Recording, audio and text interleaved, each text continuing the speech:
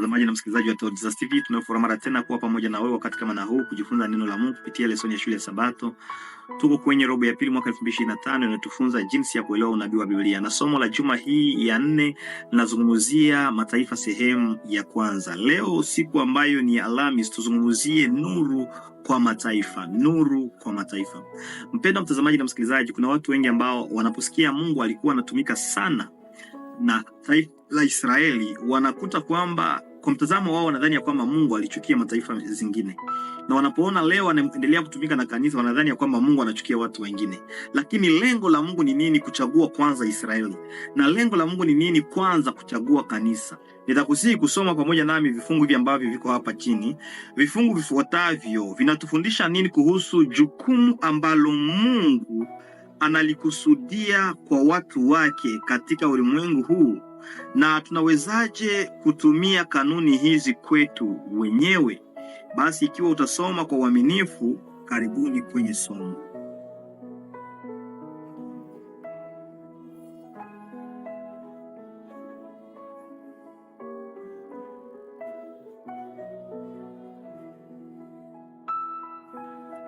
Asante ndugu mpendwa mtazamaji na msikilizaji wa Todd TV, ni kukumbushe tu ya kwamba malengo ya Mungu kuchagua Israeli sio kwamba Mungu anachukia zingine taifa ama ilikuwa ni kapendeleo, lakini Mungu alikuwa na lengo ya kufanya Israeli iwe nuru kwa mataifa mengine. Kwa hivyo mataifa zingine zingaliona uhusiano mzuri ambao Israeli unao pamoja na Mungu, wangalimrudilia Mungu. Ni hiyo lengo moja ambayo ametolea kwa ajili ya kanisa. Sio kwamba Mungu amechagulia kanisa kwa kuchukia watu wengine. Amependa kanisa iwe chombo ambacho Mungu atafikia watu wengine. Kanisa ni kama mfereji ambayo Mungu anatumia ili kuwafikia mataifa zingine zote.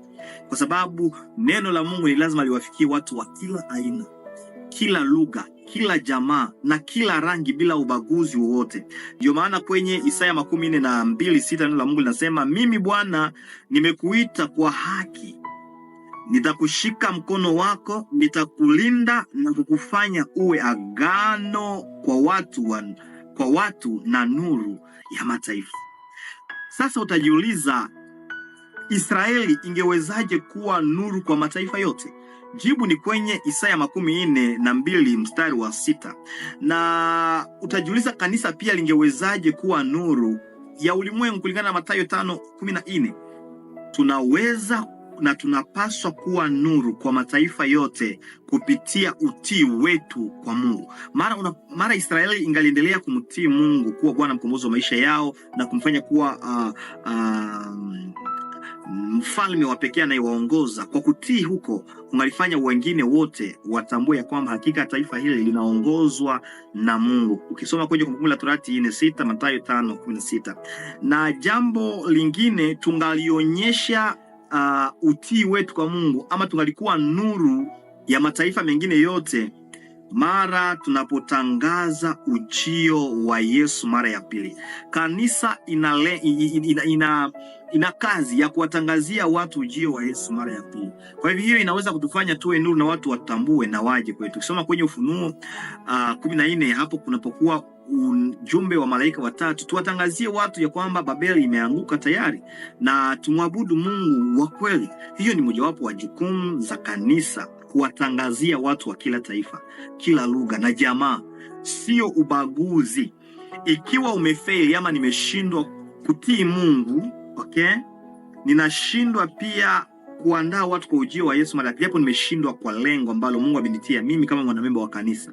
Sisi kama kanisa, kazi yetu ni kuwa nuru. Na tutaweza kuwa nuru namna gani? Tukiwa watiifu kwa Mungu. Je, wewe ni mtiifu kwa Mungu?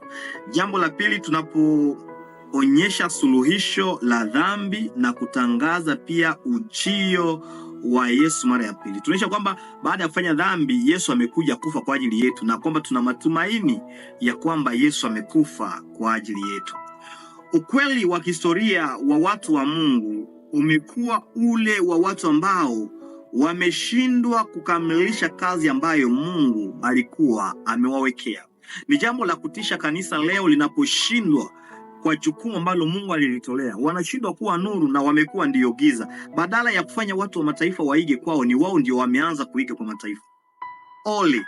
Sisi kama kanisa ni lazima tuige, tumfuate Mungu na watu waje kwa Yesu kupitia tabia yetu. Tunaishi katika sehemu ya mwisho ya historia na fursa ya mwisho ya kutimiza kusudi letu la kuwa nuru la ulimwengu ya kutangaza wokovu wa Mungu. Ni lazima tuwatangazie watu ya kwamba karibuni Yesu yuaja. Je, uko tayari kuwa nuru? Mungu akusaidie. Tuombe. Asante Yesu kwa sababu jukumu ambalo umetolea ni kwamba tuwatangazie watu na tuwe nuru katika dunia hii. Tufanye tuwe nuru, tusiwe giza, kupitia matendo, masemi na mwenendo wetu na maisha yetu. Mimi pamoja na mtazamaji na msikilizaji, katika jina la Yesu Kristo.